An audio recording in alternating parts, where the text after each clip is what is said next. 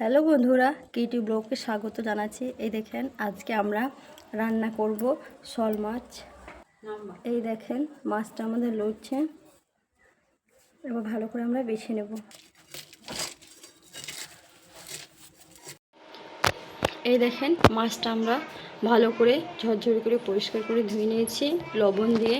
দেখতে পাচ্ছেন আমরা এই পতলার মধ্যে দিয়ে দেবো সজিন। এটা রান্না করব, অনেকজন অনেক কিছু দিয়ে রান্না করে, কিন্তু আমরা শুধু লবণ হলুদ দিয়ে আপনাদেরকে রান্না করে দেখাবো। একবার রান্না করে দেখবেন, সুস্বাদু লাগবে। লবণ দিয়ে দিয়েছি, হলুদ গুঁড়ো, লঙ্কার গুঁড়ো, হালকা পরিমাণে জিরে গুঁড়ো। পেঁয়াজটাকে আমরা মেশিনের মধ্যে দিয়ে পেস্ট করে নিয়েছিলাম। এই দেখেন দেখতেই পাচ্ছেন কি সুন্দরভাবে সাজিয়ে দিয়েছে, তাকে একে বলে সজিন রান্না করা। সাজিয়ে দিয়েছে, তার থেকে এরকমভাবে এটার নাম।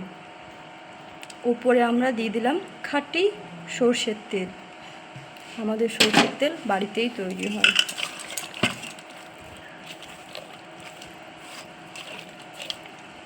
দেখতেই পাচ্ছেন কি সুন্দরভাবে।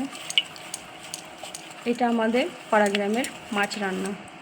আপনারা একবার রান্না করে দেখবেন কি সুন্দর লাগছে, আর কমেন্ট করে জানাবেন। এই দেখেন সুন্দরভাবে ফুটছে মাছটা। লাইক করবেন, কমেন্ট করবেন এবং সাবস্ক্রাইব করতে ভুলবেন না। এই দেখেন মাছটা আপনারা দেখতে পাচ্ছেন ডিশের মধ্যে মাথাটা দিয়েছি, কত বড় আছে। এক ডিশ হয়ে গেছে মাথাটা।